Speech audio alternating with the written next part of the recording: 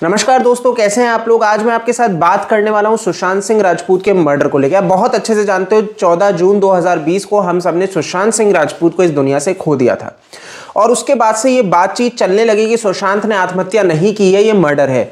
और सीधा सीधा जिसके ऊपर आरोप गया वो था आदित्य ठाकरे। जी हां, आपने बिल्कुल सही सुना। देश की जनता ने जिसके ऊपर उंगली उठाई और जिसपे कहा कि अगर सुशांत का मर्डर किसी ने किया है तो वो है आदित्य ठाकरे। अब ये बात की सत्यता तो आदित्य ठाकरे स्वयं ही जानता है कि आखिर क्या है पूरा, लेकिन इसमें एक ट्वीट है जो आदित्य ठाकरे का रहा था, जिसके ऊपर पहले भी बातचीत रही, लेकिन आज उसके ऊपर मैं थोड़ा सा दूसरी तरीके से बात करना चाहूंगा।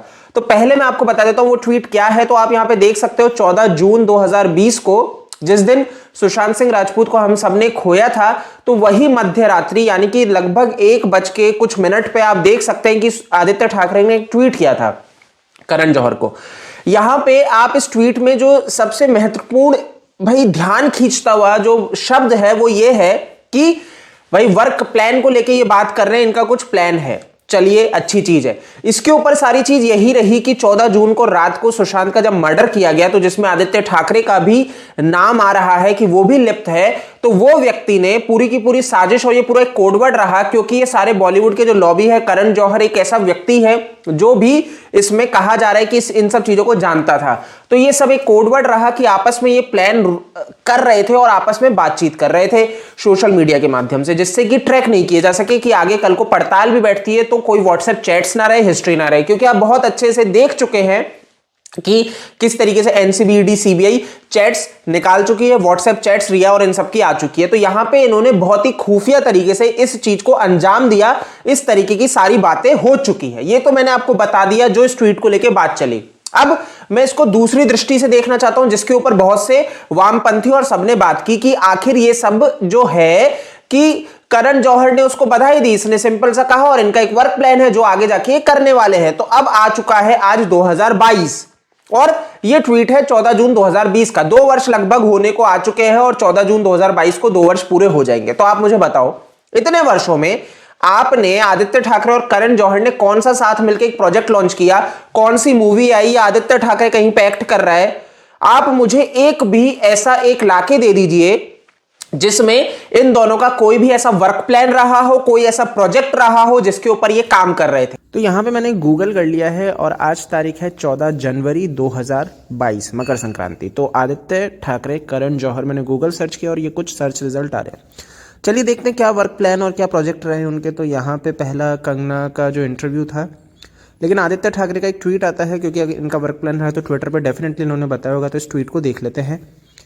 तो ये ट्वीट तो वही जा रहा है जिसके ऊपर हम बात करें। Thank you so much Karan for your wishes, look forward to take forward the work and plans we have always spoken about. लेकिन ऐसा कोई प्लान और ऐसा कुछ अभी तक नहीं आया उस दिन के बाद से। तो ये 14 जून 2020 का ट्वीट है। उसके बाद से इनका प्रेम प्रसंग आखिर कहां पहुंचा, ये प्रश्न अभी भी बनता है।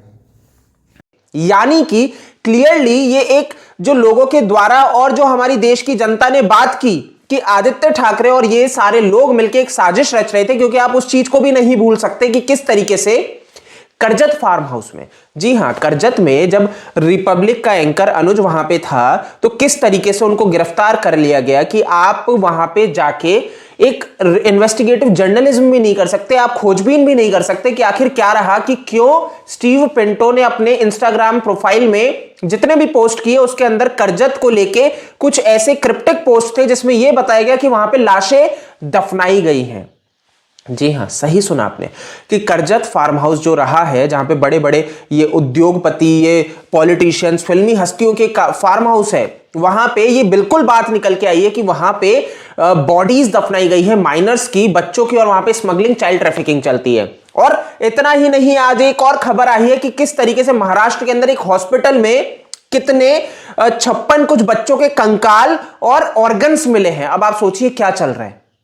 मैं और इतनी बार आप सब लोग सुन चुके हैं मेरे को इतनी बार बोलते हुए कि ये बहुत बड़ी लॉबी चल रही है और किस तरीके से ये चाइल्ड ट्रैफिकिंग और ये ह्यूमन ट्रैफिकिंग, ये प्रोस्टिट्यूशन, ये सारी चीजें चल रही है।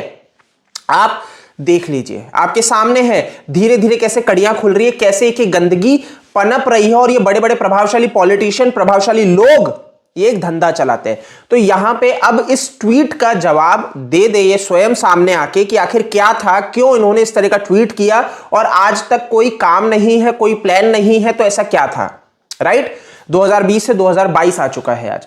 तो दोस्तों मुझे भी लगता है कि आप भी ये प्रश्न पूछेंगे, आदित्य ठाकरे से पूछिए कि सर आप प्लीज बताइए कि भारत की जनता ने चलिए आप पे झूठा नाम लगा दिया कि आप मर्डरर है, लेकिन वो वर्क प्लान क्या था ये तो बता दीजिए कि क्या आपने कौन से प्रोजेक्ट में कि भाई उद्धव ठाकरे प्रोडक्शन करके कोई पिक्चर आई हो और करण जौहर के साथ मिलकर आपने कुछ ऐसा किया हो।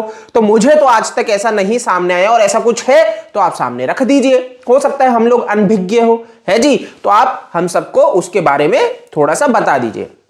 मेरा इस वीडियो के माध्यम से एक सरल सा मकसद है कि जो चीजें रही है वो समझ आ सके, क्योंकि सुशांत को जस्टिस मिलना अनिवार्य है। क्योंकि आदित्य ठाकरे तो वो व्यक्ति है जो आके ये तो बोल दिया हमारे ऊपर कीचड़ उछाला जा रहा है, लेकिन उस व्यक्ति ने ये नहीं बोला कि भाई सुशांत हमारे मुंबई में रहता था तो उसको जस्टिस मिले, जो कातिल है वो जेल सड़े। ये लोग तो ये लेके हाथ खड़े करके ये हो गए कि नहीं सुशांत ने तो सुसाइड ही किया है, जैसे तो उस टाइम पे उसके घर पे उपस्थित थे।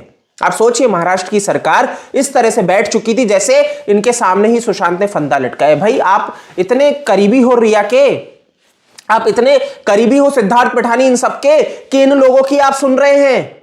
आप मुझे बता दो, आप खुद सोचिए दोस्तों कि क्या इतने करीबी हैं कि आप उनकी इतनी ज्यादा सुन रहे हो, सोच के बैठे हो कि हाँ अगर उन्होंने कह दिया कि सुसाइड है तो आप मान गए, और उसके बाद आपको भैया इसके ऊपर बिल्कुल नहीं है कि जाके छानबीन की जाए और सीबीआई की अगर मांग हो रही है तो सीबीआई बैठनी चाहिए, तो ये तो विरोध करने पहुंच गए थे कोर्ट में।